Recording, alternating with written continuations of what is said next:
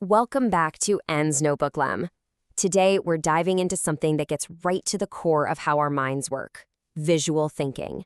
We're going to be exploring the hidden gifts of people who think in pictures, patterns, and abstractions, all inspired by the incredible work of Dr. Temple Grandin.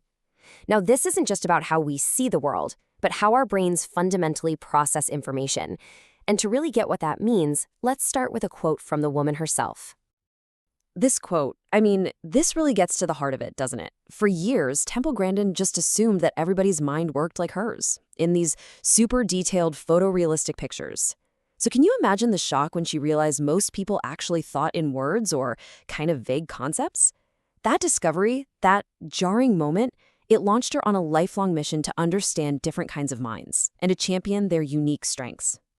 Okay, so let's try a quick thought experiment that Grandin loves to use. It's simple. Take a second and think of a church steeple. Seriously, go ahead, close your eyes if you want, and just picture a church steeple. Got it? Okay, let's break down what you might have seen. So what popped into your head? If you're like Temple Grandin, what we call an object visualizer, you probably saw a very specific photorealistic steeple. Maybe it's that one from your hometown or a famous cathedral you've seen in a photo. The point is, you see it so clearly, it's like you're looking at a picture. Or maybe what you saw was more of a generic idea of a steeple, like a classic New England-style church, kind of pieced together from all the different churches you've seen in movies or on postcards. This is super typical for people who have a mix of visual and verbal thinking. And then for some of you, maybe all you saw were just two vague lines coming together to make an inverted V, almost like a little cartoon icon. This is really common for verbal thinkers, because their minds process concepts more abstractly and don't rely as much on concrete images. And what this simple test shows is actually pretty profound. There's a whole spectrum of cognitive styles out there. So that little test reveals that thinking isn't just one thing, it's this whole continuum. And within that spectrum, researchers have now identified two main, really distinct types of visual minds. First, let's just be super clear about something. Visual thinking isn't about how good your eyesight is. It's about cognition. It's the way your brain is wired to process information. And what's so cool is that science now backs up what Grandin's been observing for decades.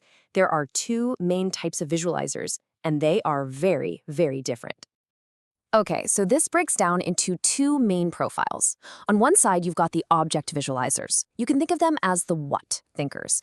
They see the world in photorealistic pictures, just like Temple Grandin.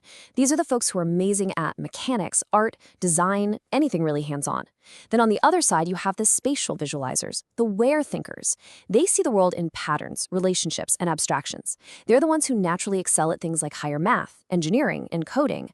So one thinks from the bottom up, starting with the concrete details. The other thinks top down, starting with a big abstract system. And as you can probably guess, these different thinking styles often lead people down totally different career paths. The object visualizers, they become our artists, our mechanics, our industrial designers, the people who actually make and fix all the stuff in our world. And the spatial visualizers, they become our mathematicians, our physicists, our computer programmers, the people designing the complex systems that run everything. And what's really interesting is that research shows you might be great at one type of visualization, but you're rarely a rock star at both. So we've got all these different kinds of minds. Here's the problem. Our modern world, especially our education system, is often completely blind to this diversity. It was basically built by and for one type of thinker, and that's created a massive blind spot. Grandin doesn't pull any punches on this. She flat out says that abstract math, especially algebra, acts as a barrier. It's a filter that screens out brilliant object visualizers who just can't connect with abstract concepts unless they have a real-world application. For them, solving for X is totally meaningless, unless they can see X as, say, the amount of tension on a suspension bridge cable. Then it clicks. Yeah, the root of the problem is that our education system was largely built by and for verbal and spatial thinkers. It puts abstract reasoning up on a pedestal. An object visualizer like Grandin failed algebra because she couldn't make it tangible. But you know what? She probably could have aced geometry and trigonometry because she could visualize those problems as real-world things, like the structure of a building. And what makes all of this so much worse is that over the years, we've systematically gotten rid of the very classes that used to be the training grounds for these hands-on thinkers. I'm talking about shop class, auto mechanics, sewing, drafting. These were never just hobbies. No way. They were where generations of inventors and makers, and as Grandin calls them, clever engineers, learned how the physical world actually works by literally taking it apart and putting it back together. And this leads us to the big question Grandin asks, and it's one that should probably worry all of us. With a school system that filters out these object visualizers, and with the disappearance of hands-on training, where are these clever, hands-on engineers who build and maintain our world gonna come from? Look, this isn't just some academic debate. There is a very real, very tangible price that our society pays for favoring one type of thinking. The consequences are all around us. A study from the Brookings Institution paints a really stark picture. Out of 18 developed countries, it ranked the United States 16th. That's almost last in the percentage of people working in manufacturing. Think about that. We're great at designing things, but we have this huge skills gap when it comes to actually making them. And this is illustrated perfectly by this powerful story. Grandin was visiting the incredible Steve Jobs Theater at Apple headquarters, and she was just in awe of it. But then she started looking into how it was built, and she found out the giant structural glass walls came from Germany. The carbon fiber roof, Dubai. The installation was done by an Italian company. Standing in this temple of American innovation, she just cried out, "We don't make it anymore." And the stakes get even higher, sometimes tragically high. Grandin argues that not having enough object visualizers in key roles contributes to completely preventable disasters. With the Boeing 737 MAX, engineers were so focused on the abstract software code, they missed how a real pilot would react in a crisis. At Fukushima, they put the emergency generators in a basement, which was obviously vulnerable to flooding. It's a fatal design flaw a visualizer might have caught in a second. And in San Francisco, the Millennium Tower started sinking because the builders didn't anchor the foundation to bedrock, a concrete, real-world mistake that is just engineering 101. This story just perfectly captures the unique value of a picture thinker. She's touring a NASA launch pad, right? Surrounded by all these brilliant engineers. And she's the only one who spots a raccoon nearby. Instantly, her mind flashes with these vivid images of not electrical wires, a very concrete, tangible risk that could lead to an absolute catastrophe.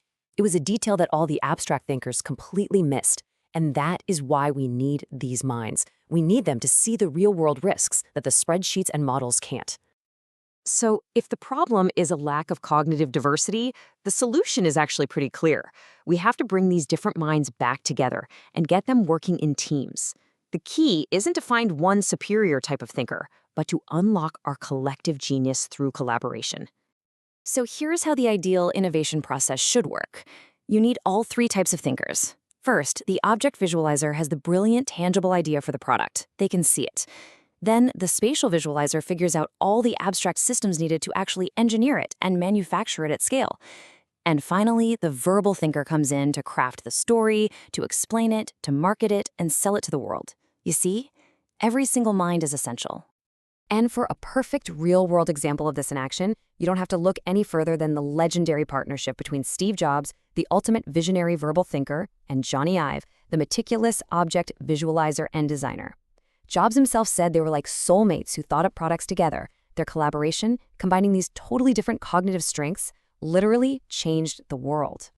Which all brings us to our final and honestly a really critical question.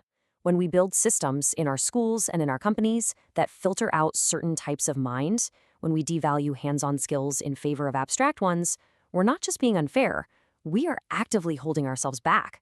We're losing out on inventors, on makers, on crucial problem solvers. So we really have to ask ourselves, whose genius are we leaving behind? If this topic has captured your interest and you'd like to dive deeper, the book is called Visual Thinking by Temple Grandin.